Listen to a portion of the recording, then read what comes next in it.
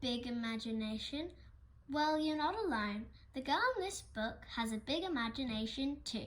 Hark, it's me, Ruby Lee, by Lisa Shanahan and Binny.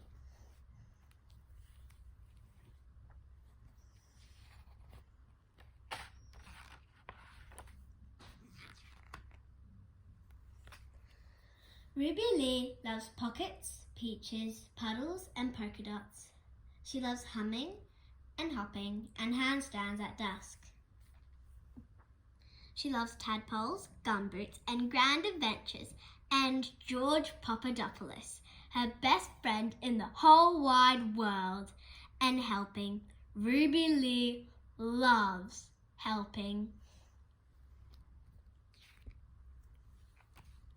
On Monday mornings, Mrs. Majestic Jones chooses special people to do special jobs in her class.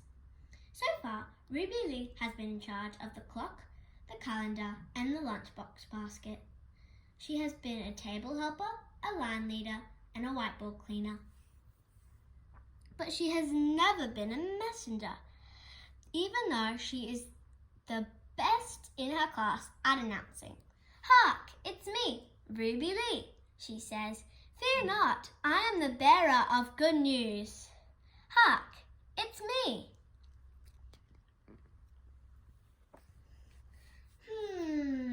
Says George Papadopoulos. I'm wondering. Yes, says Ruby Lee, whether Mrs. Majestic Jones prefers messengers who are not so good at humming or hopping or handstands.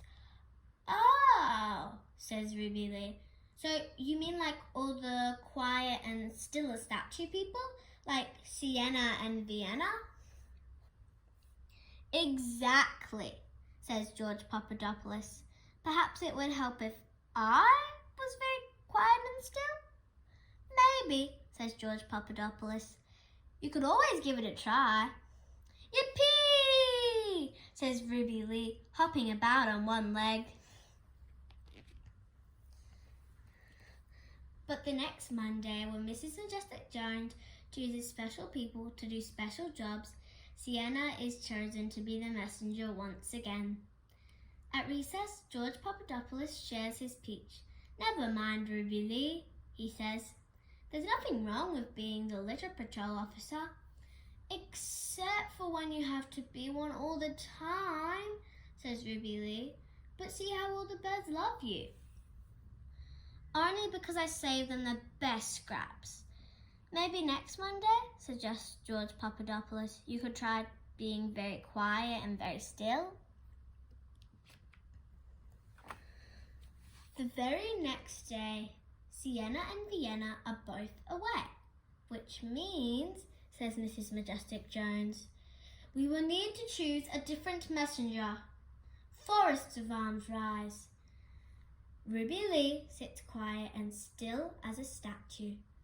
Ruby Lee, asked Mrs. Majestic Jones, would you like to be the messenger? Yes, she leaps up. Hark, it's me, Ruby Lee, she says. Fear not, I am the bearer of good news. Thank you, says Mrs. Majestic Jones. Now go to the office with George Papadopoulos and ask if we may have the hall for singing after lunch. And don't dawdle.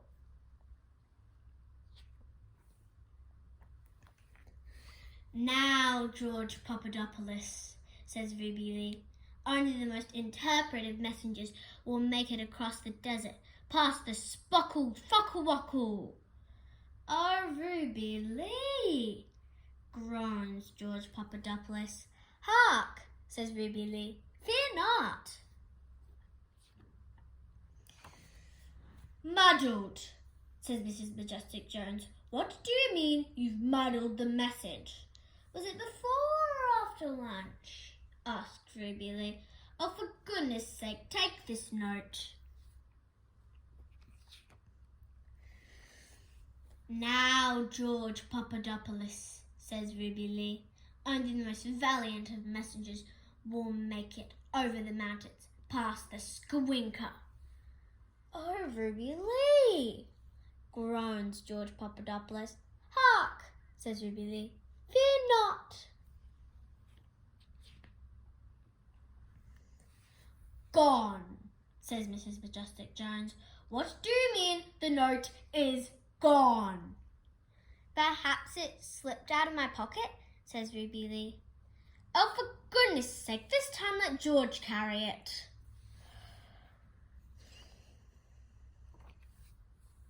Now, George Papadopoulos, says Ruby Lee, only the most ingenious of messengers will make it through the jungle, past the Schlurkle. Oh, Ruby Lee, groans George Papadopoulos. Hark, says Ruby Lee, fear not. Lost, says Mrs. Majestic Jones. What do you mean you've lost George Papadopoulos? Perhaps it was the Schlurkle? The what? Oh, sit down, Ruby Lee, says Mrs. Majestic Jones. Adelaide Cave will be the messenger for the rest of the day. At lunch, George Papadopoulos says, cheer up, Ruby Lee. I'm sorry, says Ruby Lee. I didn't even know you were stuck on the monkey bars. I'm just a good-for-nothing nobody. Oh, Ruby Lee, says George Papadopoulos, you're the very best somebody I know.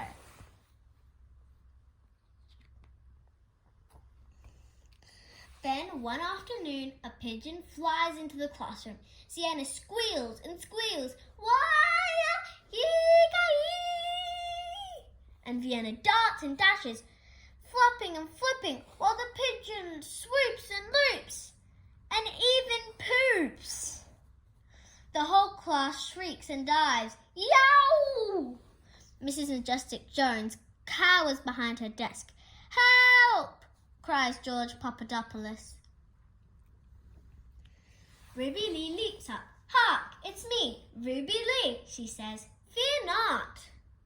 And taking a spare crust from her pocket, Ruby Lee holds it out.